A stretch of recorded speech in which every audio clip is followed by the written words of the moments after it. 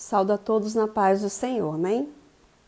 Gostaria de ler com os amados o capítulo 1 de Jó e o verso 22, que vai dizer assim: Em tudo isto, Jó não pecou, nem atribuiu a Deus falta alguma. Sabemos, amados, que a Bíblia, ela deixa essa referência para cada um de nós como um grande aprendizado e um grande exemplo que foi o nosso amado Jó e amado irmão, que ele sofreu vários ataques, né?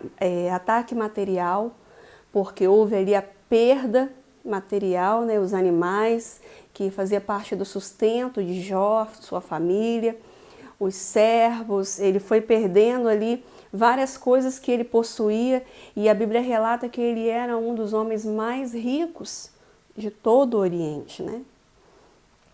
Vemos também que ele sofreu ataque físico, quando a própria Bíblia vai dizer que ele pega um pedaço de telha para poder coçar suas feridas, né? Jó, ele ali sem saúde, ele permaneceu na presença do Senhor. Houve ali a ausência dos bens materiais, a perca, né?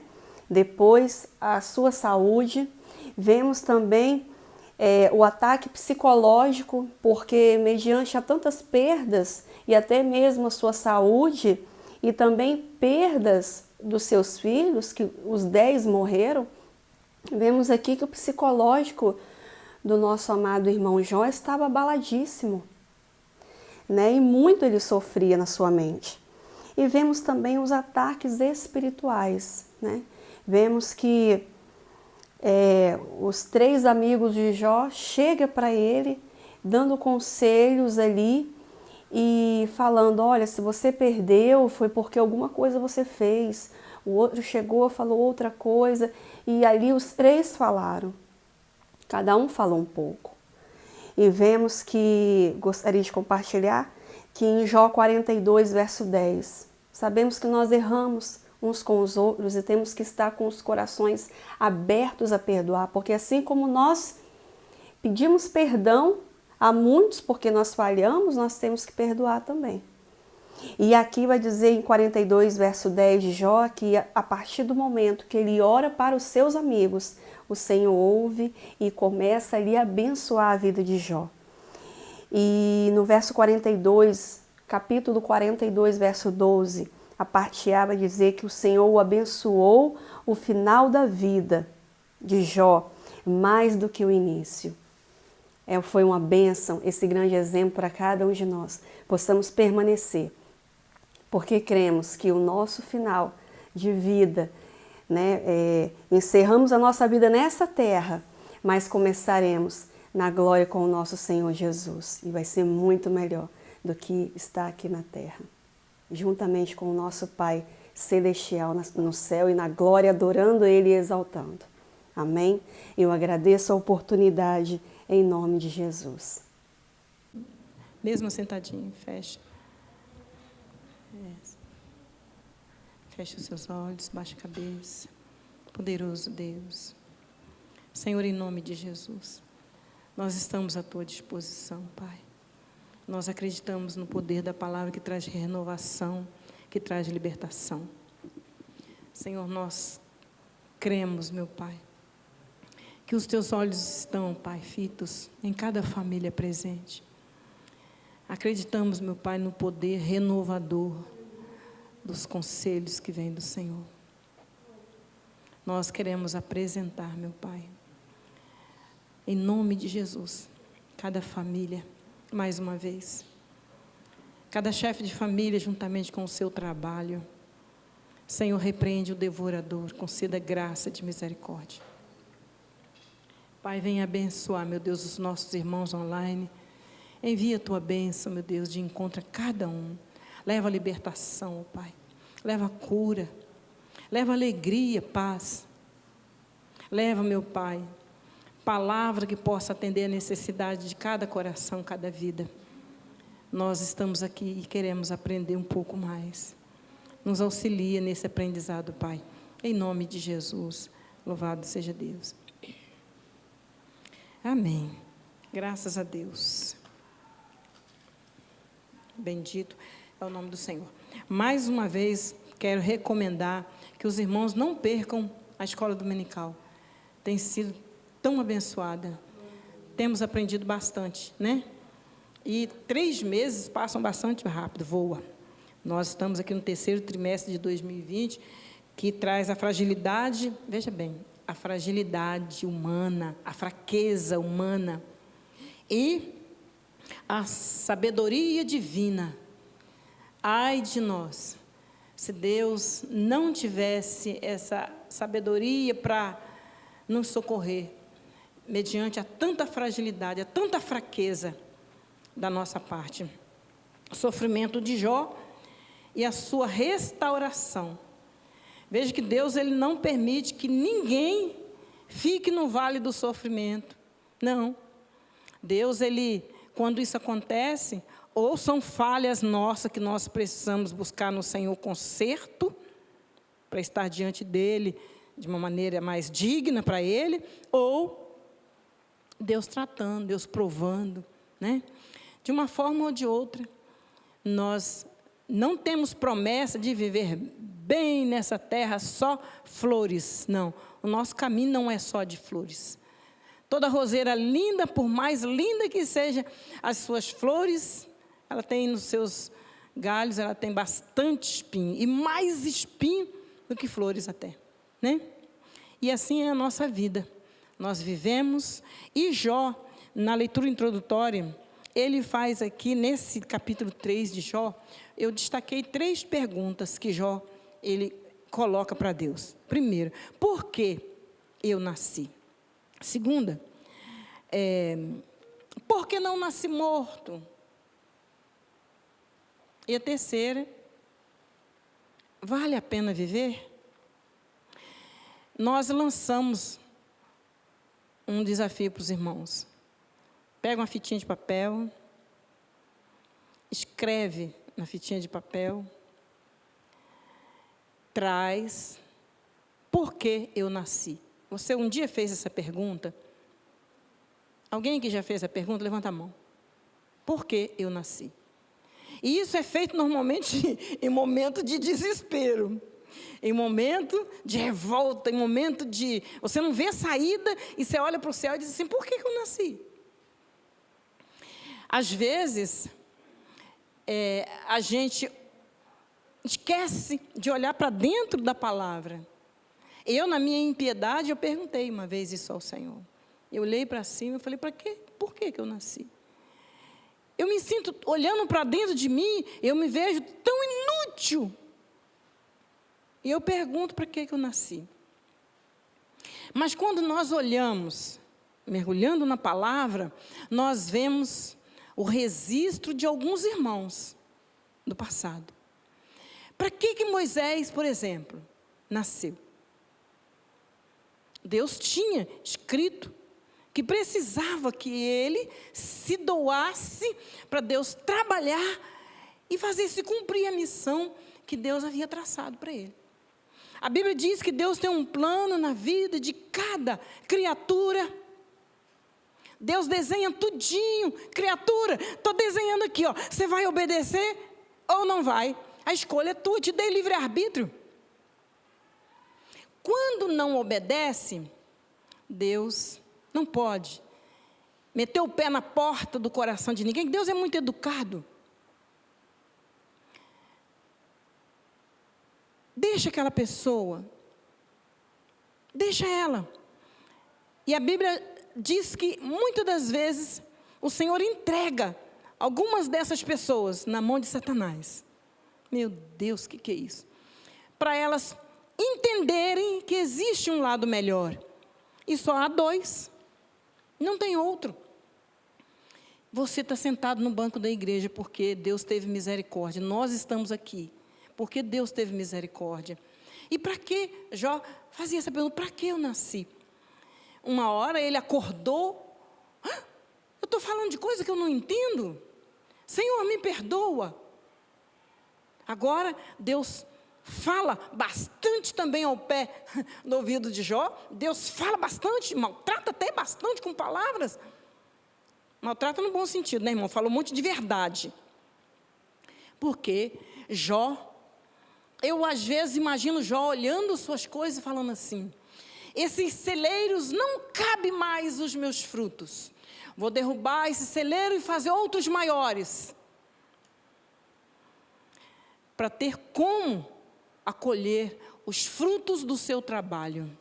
Hoje, alguém poderia dizer assim: eu vou tirar a conta que eu tenho no banco X e colocar no banco da Suíça, colocar em ações, e quanto mais o homem conquista coisas dessa vida, mais ele quer conquistar. Por isso Timóteo falou assim: se você tem com o que comer e você tem o que beber, dê-se satisfeito com isso. Deus aqui, Ele não chamou a nossa atenção para cruzar os braços e falar: então tá bom. Não, mas é não almejar a riqueza, porque o amor ao dinheiro está sendo a desgraça de muitos.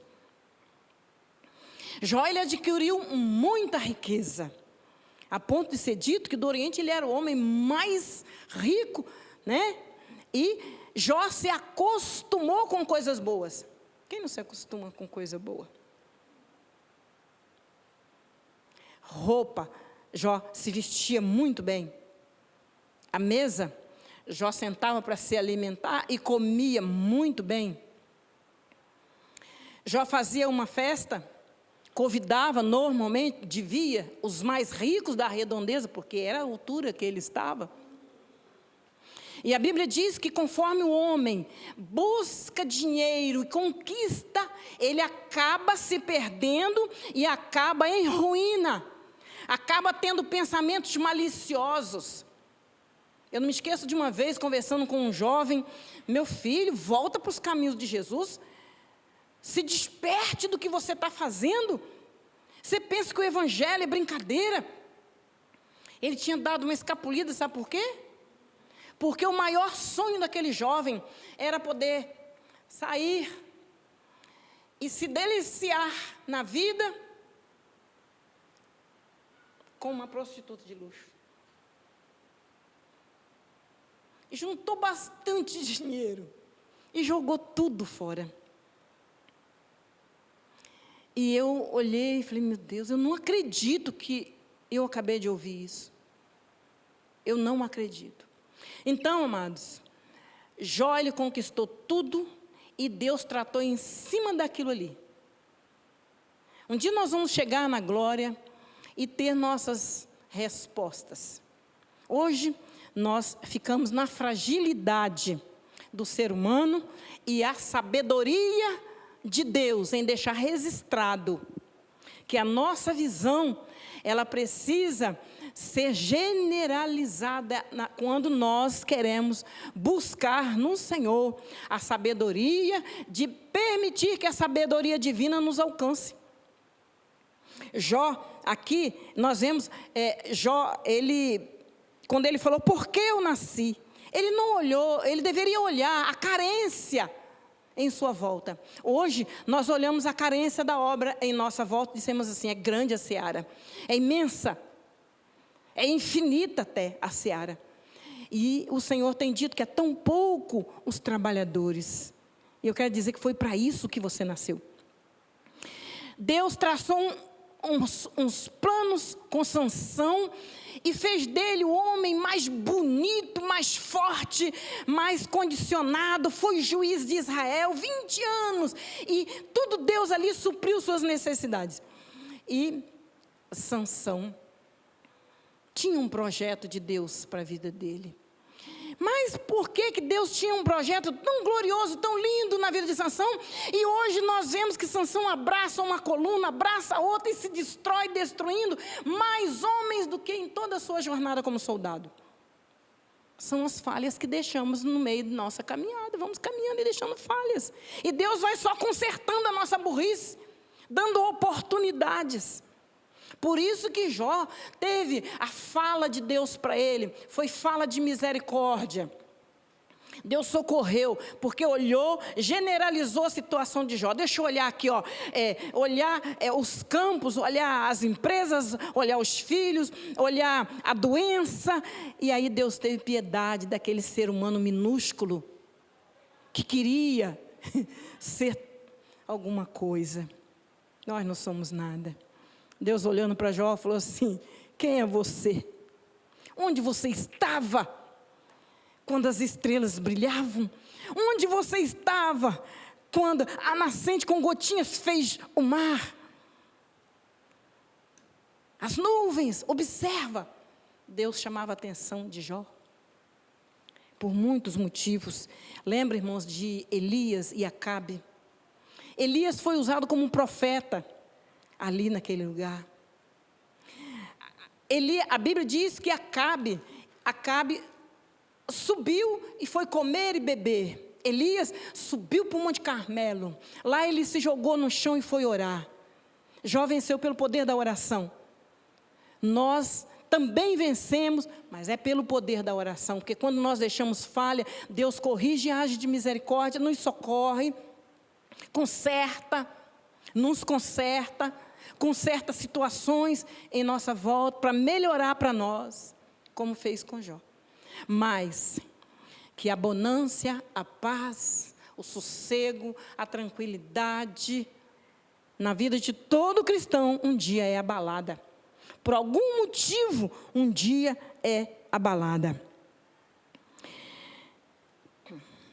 João capítulo 4, verso 35, diz assim: não dizeis vós que ainda falta 4 meses até que venha a ceifa? Eis que eu vos digo, levantai as vossas cabeças e olhai a terra, que ela já está embranquecida. E isso revela que a ceifa já está acontecendo. Sabe o que é isso? Muitos estão dizendo assim: desde que eu nasci Jesus está chegando. E aí cruza os braços e não consegue ter visão para os acontecimentos. De geração em geração vêm os sinais mostrando a vinda do Senhor Jesus. Não consegue olhar esse lado, e aí descansam. E o Senhor está dizendo assim: olha, você foi chamado com um propósito. Moisés foi chamado com um propósito. Atravessa esse povo, Moisés leva a terra prometida. Moisés chegou na terra prometida. Essas são as falhas que deixamos. E Deus vai consertando. Ninguém é insubstituível na obra de Deus. Mas quando obedece, faz uma diferença muito grande. Todo trabalhador obediente faz uma diferença muito grande na sua igreja, quando é obreiro de trabalho, obreiro que leva a sério. Quando Jó pergunta: para que eu nasci? Eu imagino que Deus deve ter dado para ele experiências para que ele pudesse acordar para esse lado. E que Deus dê experiência para mim, para você, para a gente acordar para esse lado. Porque Jó, mesmo em aflição, ele suportou o sofrimento. E a Bíblia diz que em momento nenhum ele blasfemou. E para que eu nasci? Para realizar a obra de Deus. Acabei de dizer que a obra é muito grande, a seara é imensa, e os trabalhadores são muito poucos. E o Senhor diz assim: ore para que venha mais trabalhador para a obra, para que venha mais ceifeiros. Tanto quem ceifa quanto quem planta vai se regozijar na presença de Deus um dia. Mas nós precisamos saber que um planta, como disse o apóstolo, um planta, o outro ara a terra, o outro vem adubando a terra, o outro vem se preocupando em jogar uma águazinha na terra, e o lavrador, no final das contas, ele colhe os seus frutos com alegria. Jeremias, ele falou assim: com amor eterno te amei, a palavra de Deus. Também com amável benignidade te atraí. Deus tem te atraído com isso. Você está trabalhando, tem os seus salários, é a bondade de Deus na sua vida, e a Ele você é grato por isso. Deus está te atraindo. Deus está te atraindo quando Ele dá a você a oportunidade de falar: Deus me curou de determinadas doenças, enfermidades, providências Deus tem tomado. De maneira que todas essas coisas contribuem juntamente para o bem daqueles que amam a Deus. Por quê? Quando nós dedicamos o nosso amor ao Senhor, Deus vem usar Jó, Moisés, vem usar os outros para hoje nós termos a graça de receber tanta informação para nos colocar na linha. Nós precisamos. Jó conheceu na sua vida o conforto.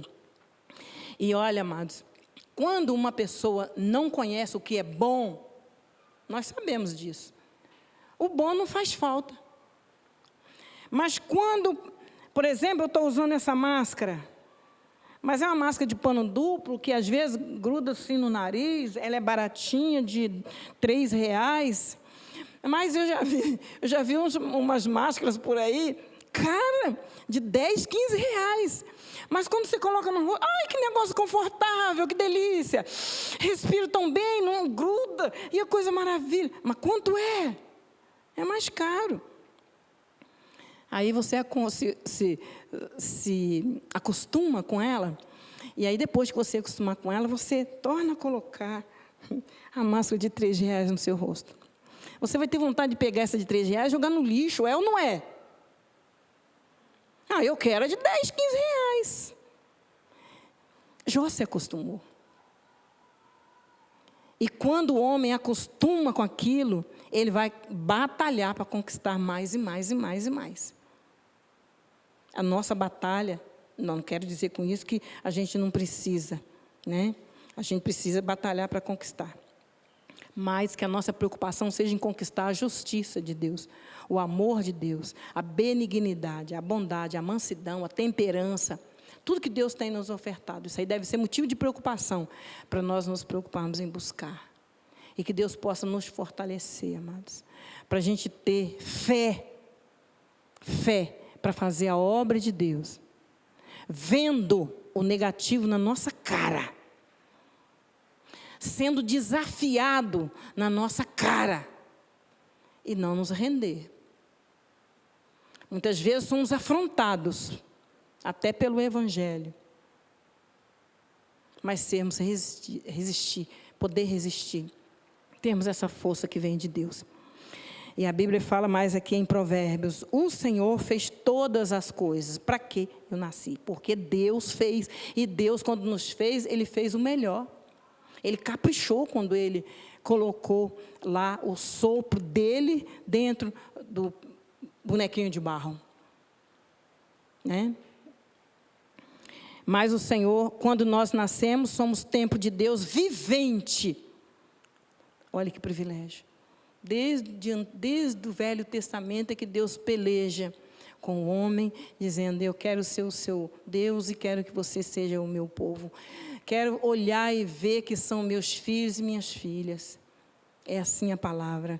Como Deus disse: neles habitarei, entre eles andarei. Eu serei o seu Deus e eles serão o meu povo. Pelo que sai do meio do mundo. Sai do meio deles e apartai-vos, diz o Senhor. E não toqueis coisas imundas, e eu vos receberei. E eu serei para vós pai, e vós sereis para mim filhos e filhas, diz o Senhor Todo-Poderoso. Amados, nós temos essa promessa de valor na nossa vida, que é uma promessa de valor.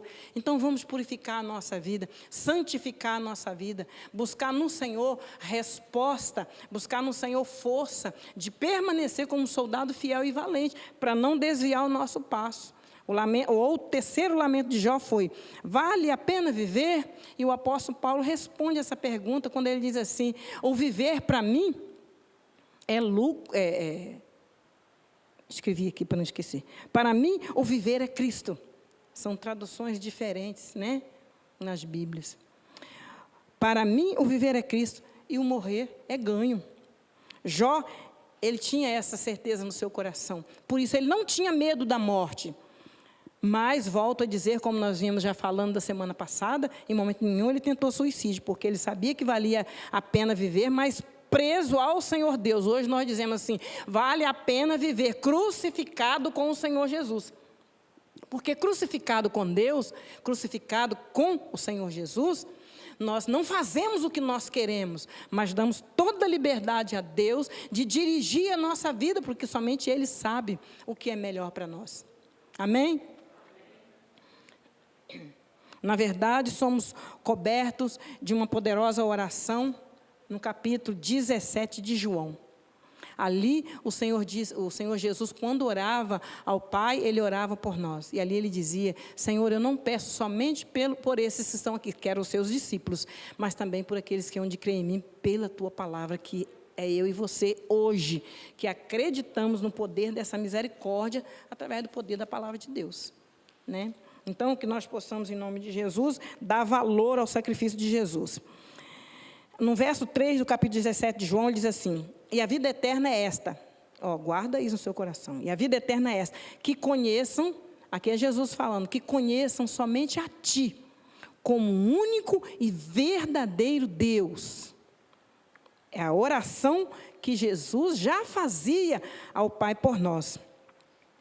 E também a Jesus Cristo, a quem Tu enviastes. Então, hoje, nós reconhecemos e aceitamos a pessoa de Jesus como nosso Salvador, não desprezando de forma nenhuma o Espírito Santo e nem tampouco Deus. Só que, quando nós olhamos no mundo, nós vemos muitas religiões onde as pessoas acreditam em Deus, o Espírito Santo e Jesus, não. Outros acreditam em Deus e Jesus, mas Espírito Santo, não. Outros em Deus e o Espírito Santo, mas Jesus, não. E Deus, Ele é um só nesses três, para nós que somos convertidos ao Senhor Jesus. Poderoso e eterno Deus. Muito obrigado, Senhor. Porque nós temos percebido nessa noite que o Senhor nos chamou com um propósito. E o propósito de cada um, a missão de cada um, só o Senhor pode revelar de maneira individual em cada coração. Então, Senhor, revela.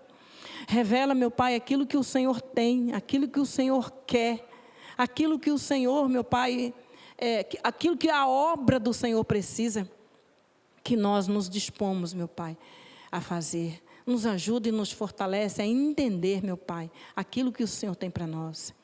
E que nós possamos dar conta de tudo que tem vindo à nossa mão a fazer. Senhor, que haja em nós preocupação em agradar aquele que nos alistou para a guerra. E tire de nós, meu Pai, o comodismo. Tire de nós o desânimo.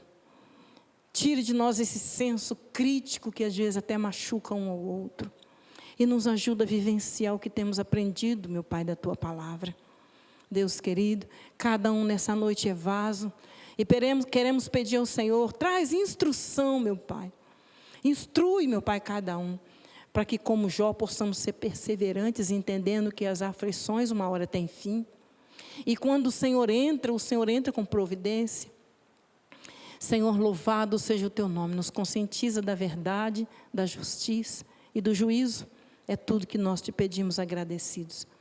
No nome do Senhor Jesus. Que a graça, a paz e a comunhão do Espírito Santo seja conosco hoje para todo sempre. Em nome de Jesus. Amém. Graças a Deus.